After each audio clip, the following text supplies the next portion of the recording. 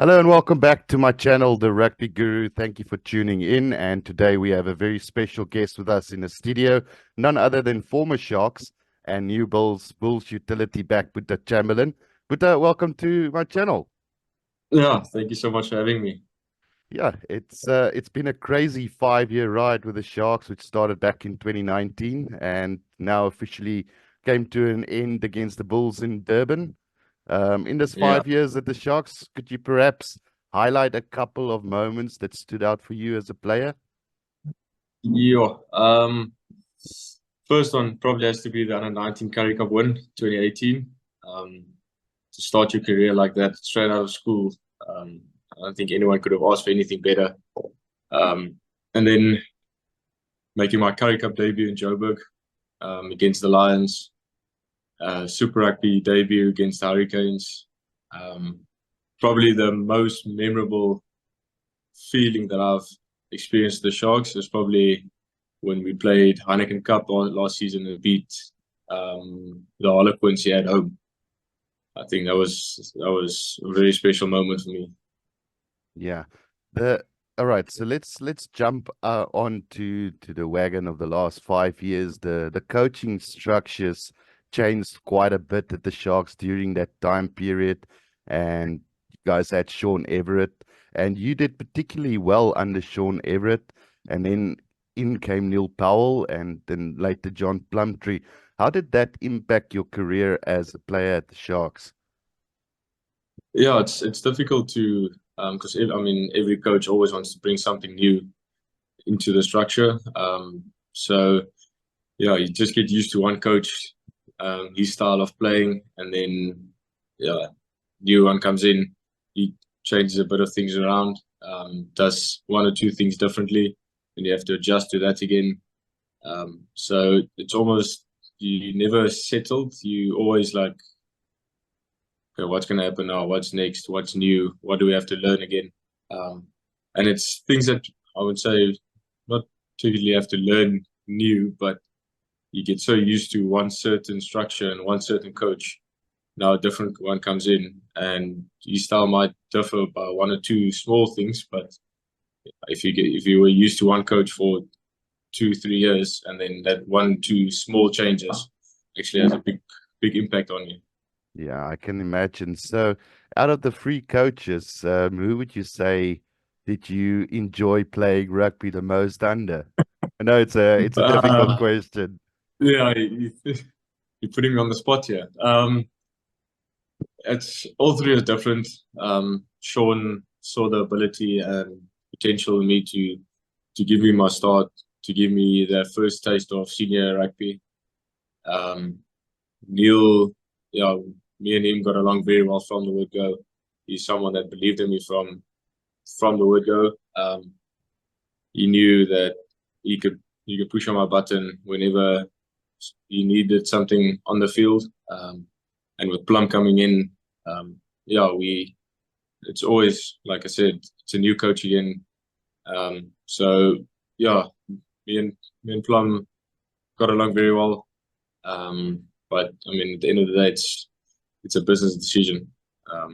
So Yeah, no, definitely. I understand completely. So, would you say that changing all those coaches in your time period there had a negative effect on your career? I know it's still early days and you still have a yeah. long career ahead of you, but would you say that it had a negative effect on your career? No, not actually. So every coach brings in something new that you can learn from. He's been places where he's built up um, a lot of new techniques or new styles or something that you can learn from. So I think it actually made me a better player to go through all the coaches. Yeah, they brought something in that I probably didn't concentrate too hard on, or think about it as it's something I needed. But with the coaches coming in, they they brought in something new every single time. Yeah, there was a time period in the last 2 years or so that you kind of disappeared off the radar, and I particularly didn't hear anything significant in the media about an injury. Was there any significant injuries during your last couple of seasons with the Sharks that impacted your performance? Um, yeah, I would say my shoulder, Heineken Cup at home. I tore my labrum and broke a piece of bone off my shoulder against Bordeaux at home. And that's was my fourth shoulder operation. Um, so small things like that takes a beating on your body, and especially confidence, because you go through 6 months of rehab, you're by yourself. So more it's a mental game, but at the end of the day, it's also something that made me stronger. It made me concentrate on my mental side of the game a lot more than what I used to do. So yeah, I would say it actually made me a stronger person. But yeah, I missed out on a couple of games. Yeah, so what's the process that you guys go through when you guys have a significant injury like that? How long does it actually take to get back into training and get your confidence back and be the player that you were before you got injured? Yeah, so it differs from injury to injury. But my shoulder, I was from my operation to when I played again, it was 6 months. But you do intensive rehab for, I would say, first 3-4 months. Then you slowly but surely start doing contact. But I mean, training contact and game contact is two different things. Um, Training, you do back contact a lot, just to get used to the impact on your shoulder. But there's nothing like someone running at you full tilt, and it's one-on-one, and you have to make that hit. And after you made that first hit, I think I would say that's when your confidence starts growing again. Yeah, no, absolutely. So, last time I spoke to you a couple of years back, we were almost solely concentrating on that fly off position. And since then, you've become more of a utility player, switching between fullback and fly off. Have that helped you progress as a player, or would you say that you would prefer settling in at one position, concentrating on that? Yeah, fly off is still my number one position. I'll choose it day in and day out. But the more I started playing 15, the more you learn as well, because you look at the game from a different perspective. You've got a lot more time, to make a decision, to make a call, and it's not as pressured as fly off. Because fly off, you make all the calls, the line out, scrum moves, and all of that. So on fullback, I could have almost like not believe. I could have, what's the word? Like train a bit more on my open play, my attacking, kickings, my high ball catching. So I developed my game a lot more on 15 as well. So I've, I would say 15 actually helped me a lot to grow as a player, not just making decisions or something like that, but to read the game a bit more and be involved. Absolutely.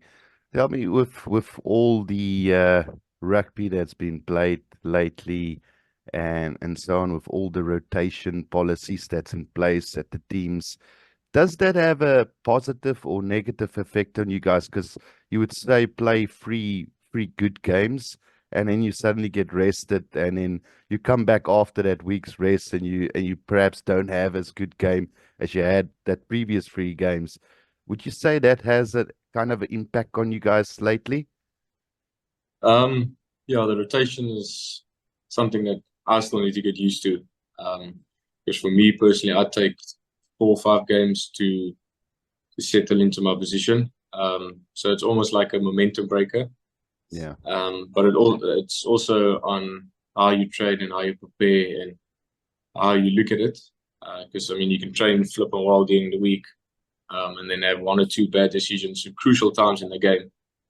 Because at training, there's no consequences, but in the game, you've got 1 or 2 opportunities to make a difference. So mentally, it's a big step or big thing for me that I had to get used to. Because I'm used to playing week in, week out, week in, week out, and now all of a sudden you play 2, 3 games, rest a week or two. So it's almost like, where do you fit in? Where do I go? What is the plan with me personally? Yeah. I don't know how the other guys see it, but yeah, the rotation was definitely something that I need to get used to. Yeah. Would you say that it had an impact on you, on your kicking in specific?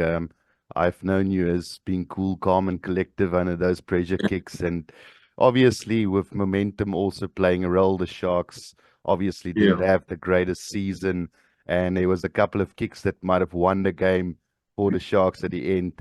That kind of pressure, how do you mentally prepare for stuff like that, and how do you handle moments like that in a game? Yeah, as a kicker from when you are young, you dream of those opportunities to come when it counts. So I've probably practiced that kick over 1,000 times, just to put myself into that position.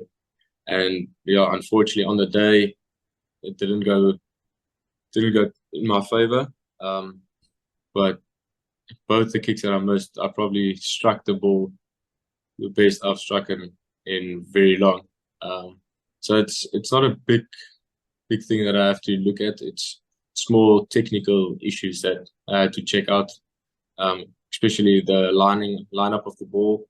That's probably the biggest thing, Yeah. because I mean, once the ball leaves the tee, you can't do anything about it. It Yeah. goes to where you placed it and where you're aiming. So that's something I asked my kicking coaches to help me, because what I see and what they saw as two different things. So I just had to get basically on the same page as them, see what they're looking at, and follow in their steps. Yeah, and obviously, if the Sharks had a little bit more momentum going into some of those games, you probably would have been more confident taking the kick Yes, as yeah, well. How yeah. does a season like that impact a player like you on a personal level? It can't be easy going through a couple of losses and then getting a one and one year on year and there. That must have a massive impact on you as a player as well. Yeah, no, that's extremely difficult. Especially the way we started.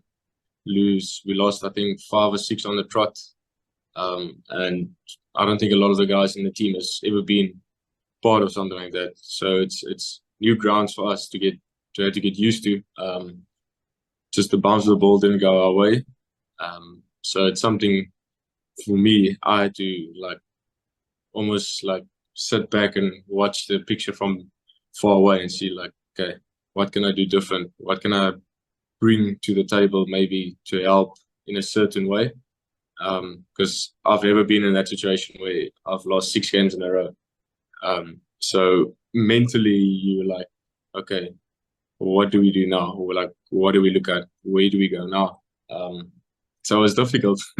I have to say the camp was still very positive among the players. Just I would say it's probably one of those things where your season just don't start well or how you planned. So it was difficult to put that behind us and say, okay, what is the next job? Yeah, no, I can imagine. And here we are now. You've signed with the Bulls. How did that happen? Yeah, that was actually crazy how quickly or how it happened. Yeah, because I still had a year left at the Sharks, and I actually don't know the whole story of how it happened. My agent just phoned me and said, "Listen, there's an opportunity. Would you be interested in it?" And I said, "Well, yeah, I'll see where it goes and see what it looks like."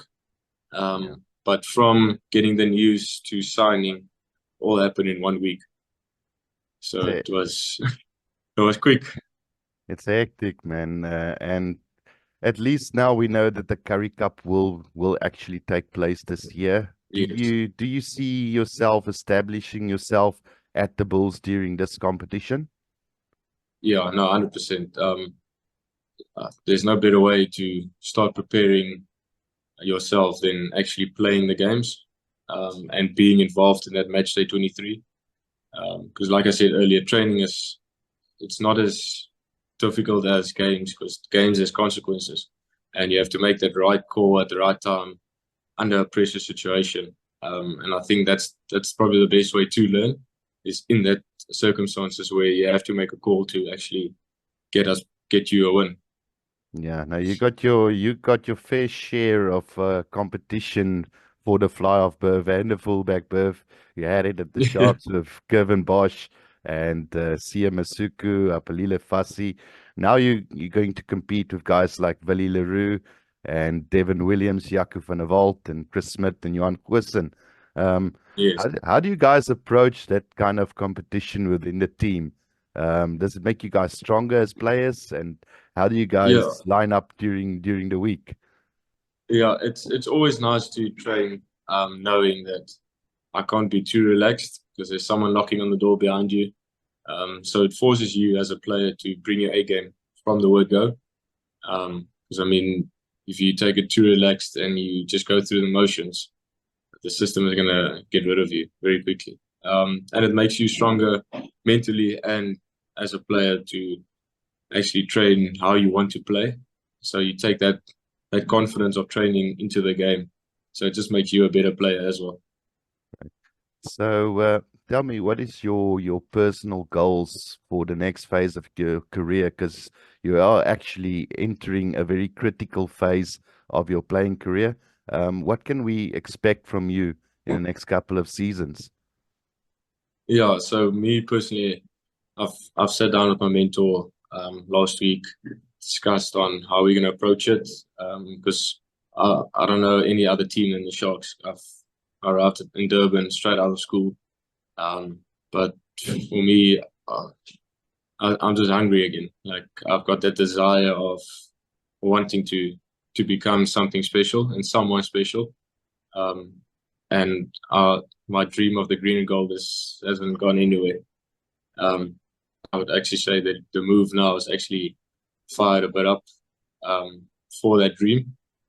And yeah, hopefully in the next 2 years I can prove myself as a 10 and 15. Yeah, to represent my country at the end of the day. Absolutely. So, have you had any talks with Rassie or some of the Springbok management? Have they been in touch with you over the course of time? No, not at the moment. Um, but I'll be knocking on the door hopefully in the next year or two to they Yeah, can't no, miss me anymore. no, absolutely. I agree 100%. There's definitely an opportunity with the Bulls, and yeah, would you have said that your time at the Sharks was successful for you personally in your phase of growing as a player and moving up to the next phase? Yeah, I would definitely say it was a big success. Came through the ranks, played under 19, under 21, Curry Cup, Springboks Challenge, Super Rugby, Heineken Cup, um, URC and EPCR. So I would definitely say, yeah, it was a big success for me. Probably didn't end the way I wanted it to end. I still had a lot to show and to prove, but I would say the new chapter in my life is definitely going to do me very good. Um, some of the supporters probably won't be happy with me, but yeah, at the Yeah, end of the day, it's I need to do what makes me happy and my family happy. I mean, my family comes first, so where I have to start looking out for them as well. exactly. Yeah, no, I can tell, like you said, there might be a couple of fans that's not happy with the move. Obviously, Yeah, all the Shark supporters, we won't say we hate the Bulls, but the rivalry has grown yeah, in it's such a big. massive one. So yeah, like I said, it was quite a big shock for me when I heard, but I do believe that for you it might be the right move. Were there any other offers on the table locally or from overseas? I know in the previous interview you did express that you might consider going overseas at some stage in your career. Yeah, at the moment, we didn't actually look for something overseas. Mm. I still wanted to stay in South Africa for another year or two. But yeah, if I know I'm gonna enjoy my time in Pretoria, so I might even look at re-signing with them if everything goes to plan, everything goes well.